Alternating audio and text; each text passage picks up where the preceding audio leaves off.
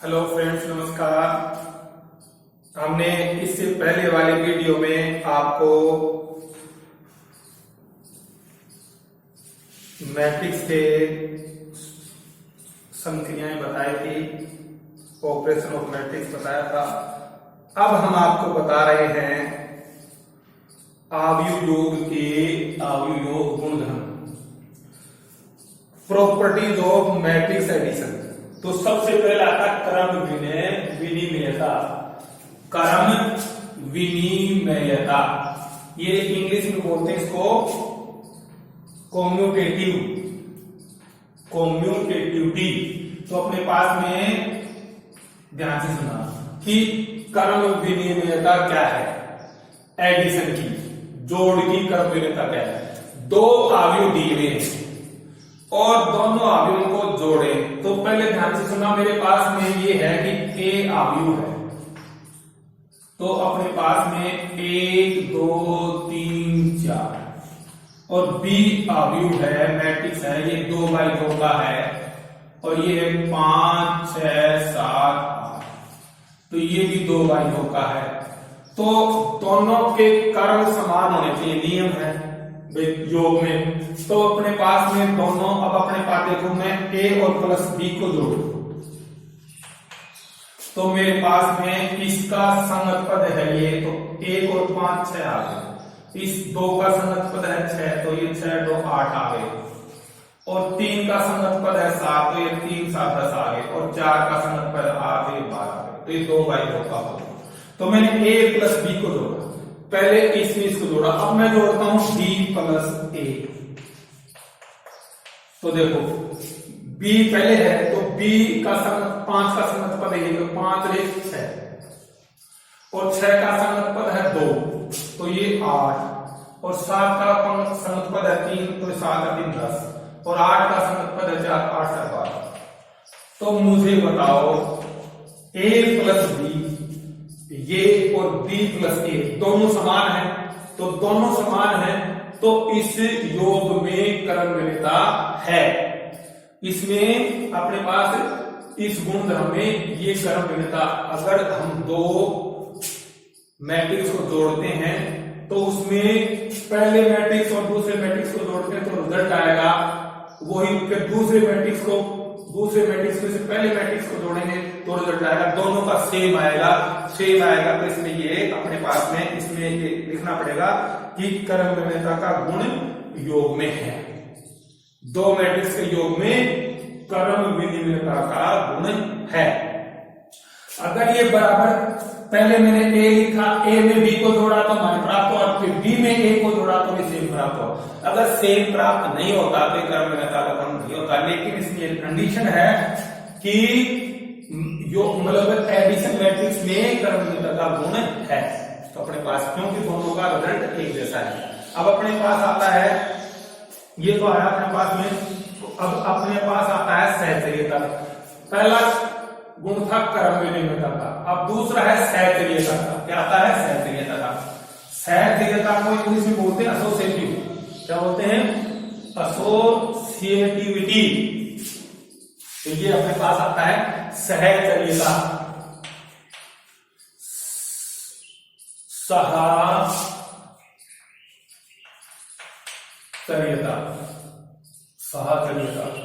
सहचर्यता क्या है? उसमें अपने पास 3 मैट्रिक्स लेने हैं। क्या कितने लेने हैं? 3।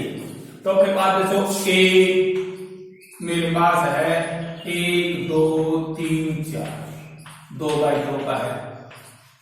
बी है मेरे पास में 2 3 4 5, ये भी 2x2 का है।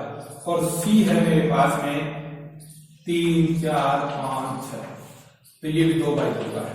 तो मैं पहले a प्लस बी को जोड़ू, a प्लस बी दोनों को जोड़ के प्लस सी करूं, तो ये मेरे पास a प्लस बी प्लस सी, तो ये दोनों बराबर आने चाहिए। मतलब a और b को जोड़ के जो उत्तर आए उसमें c जोड़ूं, और इधर पहले b प्लस सी को जोड़ के जो उत्तर आए उसमें a जोड़ूं, तो दोनों का रिजल्ट अगर समान आए तो सहचर्यता का गुण इसमें अवयव योग में है, अन्यथा नहीं है। तो अपने पास देखो ध्यान से, मैं इसको पढ़ता हूं। अब पहले a प्लस बी को जोड़ता हूं, तो a plus B A plus B जोड़ा तो ए में से बी को जोड़ा तो ए का समतुल्य ए का 2 3 हो गया और 2 और 3 5 हो गए और 3 और 4 7 हो गए और 4 5 9 हो गए। तो मेरे पास में ये 2/2 का होगा। अब अपने पास a प्लस बी आ गया, ब्रैकेट में बंद कर दिया। अब इसमें c जोड़ दें, तो अब अपने पास इसमें c जोड़ेंगे तो इसको लिखेंगे a प्लस बी और प्लस सी, लिख दिया। लेफ्ट हैंड साइड आ गया ना ये। तो अपने पास में देखो अब अपने पास इसको जोड़ते हैं तो 3 का समतुल्य ये है 3, तो हो गया 6 और यहाँ 4 है या 5 9 और यहाँ 5 है या 7 है 12 और यहाँ 6 है या 9 15। तो ये 2/2 का हो गया। अब हमारे पास में पहले लेंगे b प्लस सी, तो ये लेफ्ट हैंड साइड था, क्या था ये अपने पास में लेफ्ट हैंड साइड था ना इसका। अब अपने पास अब ये b प्लस सी लेते हैं, b प्लस सी हमारा b प्लस सी लेना है तो पहले इसको ही जोड़ो, तो अपने पास आ गया। तो b में c जोड़ना है, 2 और 3 5 और 3 और 4 7 और 4 5 9 और 5 और 6 11। तो मेरे पास 2/2 का हुआ। तो b और c जोड़ दिया। अब हमारे पास a प्लस b प्लस सी, तो अब a में ये जोड़ेंगे a प्लस 5 6 2 प्लस 7 9 3 प्लस 9 12 और 4 प्लस 11 15। तो हमारे पास ये भी 2/2 का आया। तो देखो ये अपने पास लेफ्ट हैंड साइड आएगा, ये जो है ये इसके साथ इक्वल लिखा है ना, तो राइट हैंड साइड। तो left hand side equal to right hand side, दोनों बराबर आ गए। ये आव्यूह और ये आव्यूह दोनों बराबर, दोनों मैट्रिक्स बराबर आ गए। तो हमारे पास ये कंडीशन प्रूव होगी ना, प्रूव होगी। तो अपने पास में जब 3 आव्यूह दिए हुए हों तो उनमें आपस में उनको जोड़ते हैं तो इसमें सहचर्यता का गुण है, सहचर्यता का गुण है। तो ये मैंने आपको सहचर्यता का गुण बताया। अब आगे आता अपने पास में, ध्यान से सुनना,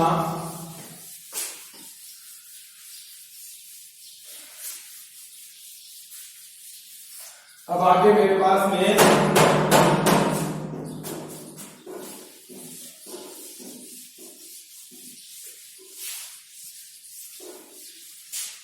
आगे आता है अपने पास में सहचर्यता। अब आता है योज तत्समक। योज तत्समक क्या होता है? योज तत्समक एडिटिव आइडेंटिटी क्या होता है कि मान लो अपने पास एक ही क्रम के आव्यूह हो, जैसे अपने पास में a आव्यूह है, ये 1 2 3 4, ये 2/2 क्रम का है, और एक कोई 0 आव्यूह है 0 0 0 0, ये भी 2/2 का है। तो इसमें से ये जोड़ेंगे तो हमारे पास में a आव्यूह प्राप्त होगा। क्या होगा? a आव्यूह। तो हमारे पास a में 0 जोड़ेंगे तो a प्राप्त होगा और 0 में से a जोड़ेंगे तो भी a प्राप्त होगा। इस प्रकार से इसको हम क्या बोलते हैं? योज तत्समक। योज तत्समक, योज तत्समक। तो योज तत्समक में किसी भी आव्यूह में 0 आव्यूह जोड़ते हैं तो जो मूल आव्यूह, मूल मैट्रिक्स प्राप्त होता है, या 0 में से कोई मैट्रिक्स जोड़ते हैं तो जोड़ा हुआ मैट्रिक्स ही प्राप्त होता है। अर्थात a प्लस 0 बराबर a बराबर 0 प्लस a। अगर 0 आव्यूह में a मैट्रिक्स जोड़ेंगे तो भी ये प्राप्त होगा और a मैट्रिक्स में से 0 आव्यूह जोड़ेंगे तो भी यही प्राप्त होगा। इस प्रकार से मैंने आपको बता दिया। तो अपने पास देखो, अब अपने पास 0 a में 0 जोड़ा तो 1 में 0 जोड़ा तो 1 प्राप्त हुआ, 2 में 0 जोड़ा तो 2 प्राप्त हुआ, 3 में 0 जोड़ा तो 3 प्राप्त हुआ, 4 में 0 जोड़ा तो 4 प्राप्त हुआ। तो हमें क्या प्राप्त हुआ? तो ये हुआ तो a प्लस 0 बराबर a ही प्राप्त हुआ ना, ये a है, इसी बराबर है 2/2 का। अब अपने पास 0 में a जोड़ते हैं, अब 0 में तो इसमें से ये जोड़ा तो हमारे पास क्या है? a प्राप्त हुआ। 0 में 2 जोड़ा तो a प्राप्त हुआ, 0 में 3 जोड़ा तो 3 प्राप्त हुआ, 0 में 4 जोड़ा तो 4 प्राप्त हुआ। तो ये भी हमारे पास 2/2। तो ये 0 में से a जोड़ा तो भी हमारे पास a ही प्राप्त हुआ।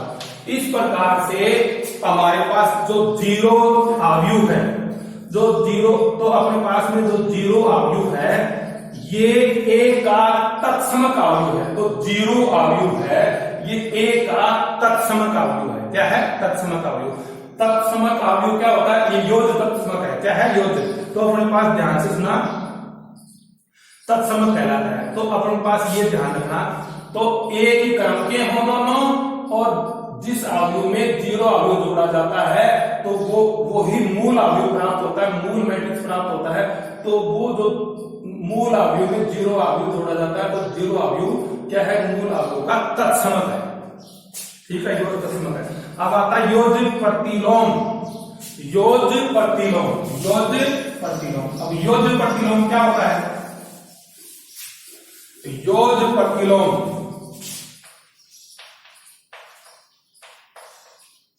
योज्य प्रतिलोम। अब योज्य प्रतिलोम क्या होता है कि अपने पास में क्या है कि किसी अवयव में ऐसा अवयव जोड़ा जाए जिससे रिजल्ट 0 मिले।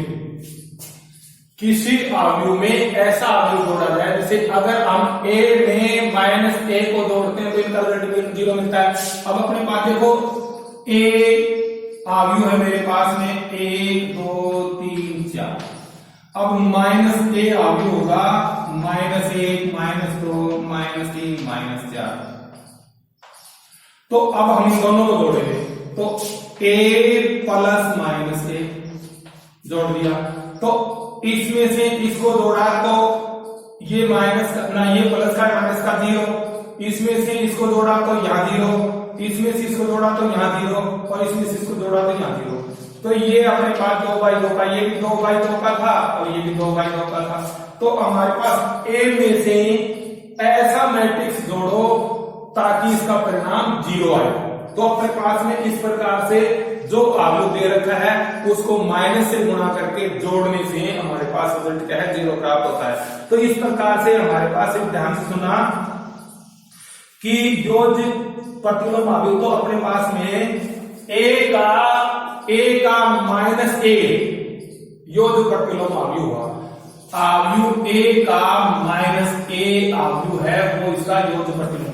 योज्य प्रतिलोम अवयव किसे कहते हैं, जिस अवयव में उस अवयव को जोड़े तो उसका रिजल्ट 0 हो जाए, उसको योज्य प्रतिलोम अवयव कहते हैं। तो अपने पास A मैट्रिक्स का -a मैट्रिक्स है, ये -a मैट्रिक्स इसका योज्य प्रतिलोम अवयव है। अब आगे आता है अपने पास में, तो ये आगे आता है निरासन नियम। निरासन नियम क्या होता है, निरासन नियम,